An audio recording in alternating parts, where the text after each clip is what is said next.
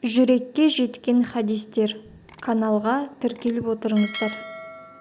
Алла тағаланың осы дүниеде адам баласына берген сыйлықтарының бірі бұл ағайын туыстары.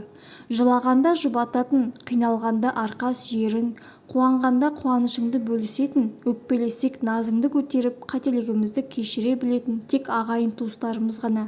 Адамдардың барлығы ағайын туыстай бола бермейтіні шындық. Алла тағала қасиетті Құранда Алладан қорқыңдар, туыстық байланысты үзуден сақтаныңдар. Күдіксіз, Алла сендерді бақылап тұрушы деп бұйырады.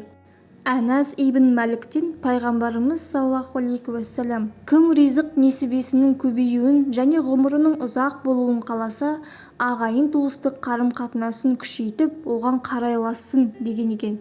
Мысал ретінде ақын бабамыз Машһүр Жүсіпті айтатын болсақ, ол ағайын туыс бауырдың жан сырын терең жырлайды.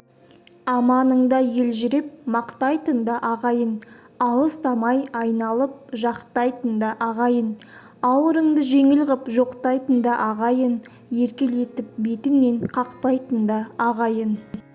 Туысқандар ата-анаға жақын ағайын адамдар. Сондықтан да дін ислам тұжырымы бойынша ата-анадан кейінгі орын соларға тиесілі. Олармен қатынасты үзбей, керісінше нығайту, қарайласу мұсылманның діни міндеті.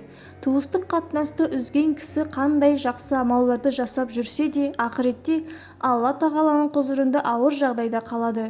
Өйткені бірде-бір жақсы ісі қабыл болмайды. Барша жақсы істері тіпті қажылығы мен умрасының да сауабы бекерге кетеді. Ең жаманы Алланың рахматы нәсіп болмайды. Өйткені Алла кім туыстық қатынасты үзсе, одан қатынасымды үземін деп ескертіп қойған.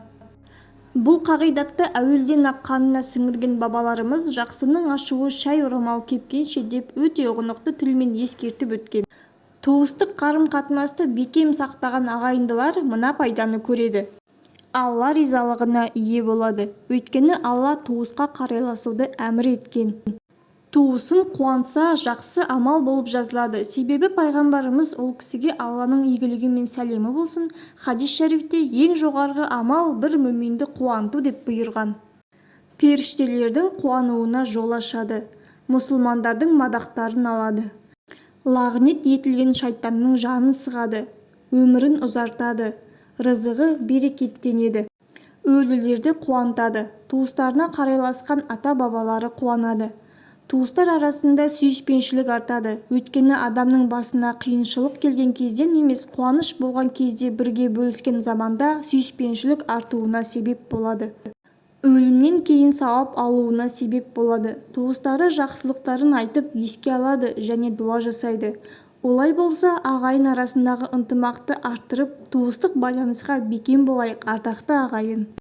Араға кірбің түсіп, араз болсаң да, немесе ағайынның азар көрсетуін тоқтатпаса да, туыстық қарым-қатынасты үзбеу, ол шариғи бұлжымас заңдылық болып табылады. Мал сойып қонақ күткіңіз келді ме? Туысыңызды төрге шығарудан бастаңыз.